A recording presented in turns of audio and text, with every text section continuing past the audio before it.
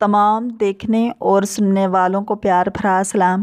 حضرت امام حسن علیہ السلام 15 رمضان المبارک 3 ہجری کی شب کو مدینہ منورہ میں پیدا ہوئے۔ ولادت سے قبل ام الفضل نے خواب میں دیکھا کہ رسول اکرم صلی اللہ علیہ وآلہ وسلم کے جسم مبارک کا ایک ٹکڑا میرے گھر میں آ پہنچا ہے۔ خواب رسول کریم صلی اللہ علیہ وآلہ وسلم سے بیان کیا۔ آپ نے فرمایا، اس کی تعبیر یہ ہے کہ میری لخت جگر فاطمہ کے بطن سے عنقریب ایک بچہ پیدا ہوگا جس کی پرورش تم کرو گی۔ مورخین کا کہنا ہے کہ رسول اللہ صلی اللہ علیہ وآلہ وسلم کے گھر میں آپ کی پیدائش اپنی نوعیت کی پہلی خوشی تھی۔ آپ کی ولادت نے رسول اللہ صلی اللہ علیہ وآلہ وسلم کے دامن سے مقطوع النسل ہونے کا دھبا صاف کر دیا اور دنیا کے سامنے سورہ کوثر کی ایک عملی اور بنیادی تفسیر پیش کر دی۔ ولادت کے بعد اس میں گرامی حمزہ تجویز ہو رہا تھا، لیکن سرور کائنات صلی اللہ علیہ وآلہ وسلم نے اللہ تعالیٰ کے حکم کے مطابق حضرت موسیٰ علیہ السلام کے وزیر ہارون کے فرزندوں کے نام شبر و شبیر نام پر آپ کا نام حسن اور بعد میں آپ کے بھائی کا نام حسین رکھا۔ بحار الانوار میں ہے کہ امام حسن کی پیدائش کے بعد حضرت جبرائیل امین نے سرور کائنات صلی اللہ علیہ وآلہ وسلم کی خدمت میں ایک سفید ریشمی رومال پیش کیا جس پر حسن لکھا ہوا تھا۔ ماہر علم النسب علامہ ابو الحسین کا کہنا ہے کہ خداوند عالم نے حضرت فاطمہ الزہرا کے دونوں شہزادوں کا نام انظار عالم سے پوشیدہ رکھا تھا، یعنی ان سے پہلے حسن و حسین نام سے کوئی موسوم نہیں ہوا تھا۔ کتاب العالم الورا کے مطابق یہ نام بھی لوح محفوظ میں پہلے سے لکھا ہوا تھا۔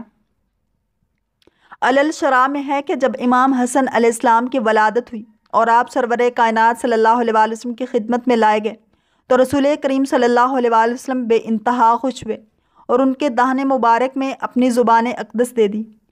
بحار الانوار میں ہے کہ حضرت صلی اللہ علیہ وآلہ وسلم نے نوزائیدہ بچے کو آغوش میں لے کر پیار کیا اور ان کے دائیں کان میں اذان دی اور بائیں کان میں اقامت فرمانے کے بعد اپنی زبان ان کے منہ میں دے دی۔ امام حسن اسے چوسنے لگے۔ اس کے بعد آپ نے دعا کی، خدایا اس کو اور اس کی اولاد کو اپنی پناہ میں رکھنا۔ بعض لوگوں کا کہنا ہے کہ امام حسن کو لعاب دہن رسول صلی اللہ علیہ وآلہ وسلم کم اور امام حسین کو زیادہ چوسنے کا موقع دستیاب ہوا تھا، اس لیے امامت نسل حسین علیہ السلام میں منتقل ہوگی۔ آپ کی ولادت کے 7ویں دن سرور کائنات صلی اللہ علیہ وآلہ وسلم نے خود اپنے دستے مبارک سے عقیقہ فرمایا اور بالوں کو منڈوا کر اس کے ہم وزن چاندی صدقہ کی۔ علامہ کمال الدین کا بیان ہے کہ عقیقہ کے سلسلے میں دمبا ذبح کیا گیا تھا۔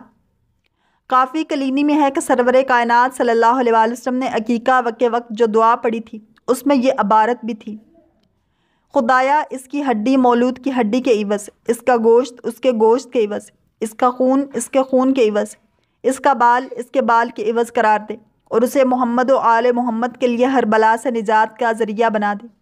امام شافعی کا کہنا ہے کہ حضرت صلی اللہ علیہ وآلہ وسلم نے امام حسن کا عقیقہ کر کے اس کے سنت ہونے کی دائمی بنیاد ڈال دی۔ آپ کی کنیت صرف ابو محمد تھی اور آپ کے القاب بہت کثیر ہیں، جن میں طیب، تقی، سبت اور سید زیادہ مشہور ہیں۔ محمد بن طلحہ شافعی کا بیان ہے کہ آپ کا لقب سید خود سرور کائنات صلی اللہ علیہ وآلہ وسلم کا عطا کردہ ہے۔ زیارت عاشوراء سے معلوم ہوتا ہے کہ آپ کا لقب ناصح اور امین بھی تھا۔ یہ مسلمہ حقیقت ہے کہ امام حسن اسلام پیغمبر اسلام صلی اللہ علیہ وآلہ وسلم کے نواسے تھے، لیکن قرآن نے انہیں فرزند رسول صلی اللہ علیہ وآلہ وسلم کا درجہ دیا ہے اور اپنے دامن میں جا بجا آپ کے تذکرہ کو جگہ دی ہے۔ خود سرور کائنات صلی اللہ علیہ وآلہ وسلم نے بے شمار احادیث آپ کے متعلق ارشاد فرمائی ہیں۔ ایک حدیث میں ہے کہ حضرت صلی اللہ علیہ وآلہ وسلم نے ارشاد فرمایا کہ میں حسنین کو دوست رکھتا ہوں اور جو انہیں دوست رکھے اسے بھی قدر کی نگاہ سے دیکھتا ہوں۔ ایک صحابی کا بیان ہے کہ میں نے رسول کریم صلی اللہ علیہ وآلہ وسلم کو اس حال میں دیکھا کہ وہ ایک کندھے پر امام حسن کو اور ایک کندھے پر امام حسین علیہ السلام کو بٹھائے ہوئے لے جا رہے ہیں اور باری باری دونوں کا منہ چومتے جاتے ہیں۔ ایک صحابی کا بیان ہے کہ ایک دن حضرت صلی اللہ علیہ وآلہ وسلم نماز پڑھ رہے تھے اور حسنین آپ کی پشت پر سوار ہو گئے۔ کسی نے روکنا چاہا تو حضور اکرم صلی اللہ علیہ وآلہ وسلم نے اشارہ سے منع کر دیا۔ ایک صحابی کا بیان ہے کہ میں اس دن سے امام حسن کو بہت زیادہ دوست رکھنے لگا ہوں، جس دن میں نے رسول کریم صلی اللہ علیہ وآلہ وسلم کی آغوش میں بیٹھ کر انہیں داڑھی سے کھیلتے دیکھا۔ ایک دن سرور کائنات صلی اللہ علیہ وآلہ وسلم امام حسن کو کاندھے پر سوار کیے ہوئے کہیں لے جا رہے تھے۔ ایک صحابی نے کہا کہ اے ساجزادے تمہاری سواری کس قدر اچھی ہے۔ یہ سن کر حضرت صلی اللہ علیہ وآلہ وسلم نے فرمایا یہ کہو کہ کس قدر سوار کس قدر اچھا ہے۔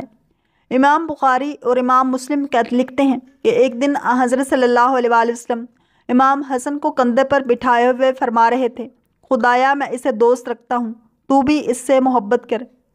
حافظ ابو نعیم ابو بکرہ سے روایت کرتے ہیں کہ ایک دن حضرت صلی اللہ علیہ وآلہ وسلم نماز جماعت پڑھا رہے تھے کہ ناگہاں امام حسن آگے اور وہ دوڑ کر پشت رسول صلی اللہ علیہ وآلہ وسلم پر سوار ہو گئے۔ یہ دیکھ کر رسول کریم صلی اللہ علیہ وآلہ وسلم نے نہایت نرمی کے ساتھ سر اٹھایا۔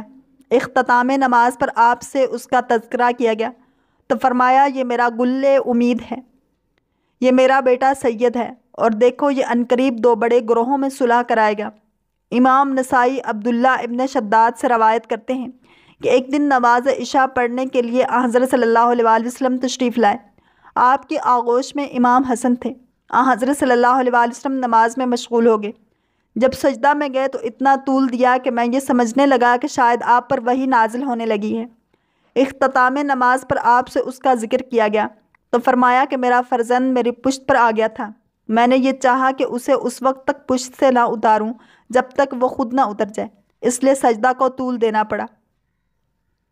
حکیم، ترمذی، نسائی اور ابو داؤد نے لکھا ہے کہ حضرت صلی اللہ علیہ وآلہ وسلم ایک دن محو خطبہ تھے کہ حسنین آ گئے اور امام حسن کے پاؤں دامن عبایا میں اس طرح الجھے کہ زمین پر گر پڑے۔ یہ دیکھ کر حضرت صلی اللہ علیہ وآلہ وسلم نے خطبہ ترک کر دیا اور ممبر سے اتر کر انہیں آغوش میں اٹھا لیا اور ممبر پر تشریف لے جا کر خطبہ شروع فرمایا۔ آل محمد کی سرداری مسلمات میں سے ہے، علماء اسلام کا اس پر اتفاق ہے۔ سرور کائنات صلی اللہ علیہ وآلہ وسلم نے ارشاد فرمایا ہے حسن اور حسین جوانان جنت کے سردار ہیں اور ان کے والد بزرگوار یعنی علی ابن ابی طالب ان دونوں سے بہتر ہیں۔ جناب حذیفہ یمانی کا بیان ہے کہ میں نے حضرت صلی اللہ علیہ وآلہ وسلم کو ایک دن بہت زیادہ مسرور پا کر عرض کی مولا آج افراط شادمانی کی کیا وجہ ہے؟ ارشاد فرمایا کہ مجھے آج جبرائیل نے یہ بشارت دی ہے کہ میرے دونوں فرزند حسن و حسین جوانان بہشت کے سردار ہیں اور ان کے والد علی ابن ابی طالب ان سے بھی بہتر ہیں۔ اس حدیث سے اس کی بھی وضاحت ہو گئی کہ حضرت علی سید ہی نہ تھے بلکہ فرزندان سیدات کے باپ تھے۔ مورخین کا بیان ہے کہ ایک دن ابو سفیان حضرت علی کرم اللہ وجہ الکریم کی خدمت میں حاضر ہو کر کہنے لگا کہ آپ حضرت صلی اللہ علیہ وآلہ وسلم سے سفارش کر کے ایک ایسا معاہدہ لکھوا دیجئے جس کی روح سے میں اپنے مقصد میں کامیاب ہو سکوں۔ آپ نے فرمایا کہ حضرت صلی اللہ علیہ وآلہ وسلم جو کچھ کہہ چکے ہیں اب اس میں سر منہ فرق نہ ہوگا۔ اس نے امام حسن سے سفارش کی خواہش کی۔ آپ کی عمر اگرچہ اس وقت صرف 14 ماہ کی تھی لیکن آپ نے اس وقت ایسی جرت کا ثبوت دیا جس کا تذکرہ زبان تاریخ پر ہے کہ ابو سفیان کی طلب سفارش پر آپ نے دوڑ کر اس کی داڑھی پکڑ لی اور ناک مروڑ کر کہا کہ کلمہ شہادت زبان پر جاری کرو، تمہارے لیے سب کچھ ہے۔ یہ دیکھ کر امیر المومنین مسرور ہو گئے۔ علامہ مجلسی تحریر فرماتے ہیں کہ امام حسن کا یہ وتیرہ تھا کہ آپ انتہائی کم سنی کے عالم میں اپنے نانا پر نازل ہونے والی وحی منوعاً اپنی والدہ ماجدہ کو سنا دیا کرتے تھے۔ ایک دن حضرت علی کرم اللہ وجہ الکریم نے فرمایا کہ اے بنت رسول صلی اللہ علیہ وآلہ وسلم، میرا جی چاہتا ہے کہ میں حسن کو ترجمانی وحی کرتے ہوئے خود دیکھوں اور سنوں۔ سیدہ نے امام حسن کے پہنچنے کا وقت بتا دیا۔ ایک دن امیر المومنین حسن سے پہلے داخل خانہ ہو گئے اور گوشہ خانہ میں چھپ کر بیٹھ گئے۔ امام حسن علیہ السلام حسب معمول تشریف لائے اور ماں کی آغوش میں بیٹھ کر وحی سنانا شروع کر دی، لیکن تھوڑی دیر کے بعد عرض کی مادر گرامی آج زبان وحی ترجمانی میں لکنت اور بیان مقصد میں رکاوٹ ہو رہی ہے۔ مجھے ایسا معلوم ہوتا ہے کہ جیسے میرے بزرگ محترم مجھے دیکھ رہے ہیں۔ یہ سن کر حضرت امیر المومنین نے دوڑ کر امام حسن علیہ السلام کو آغوش میں اٹھا لیا اور بوسہ دینے لگے۔ اللہ کریم ہم سب کو عشق مصطفیٰ صلی اللہ علیہ وآلہ وسلم نصیب فرمائے۔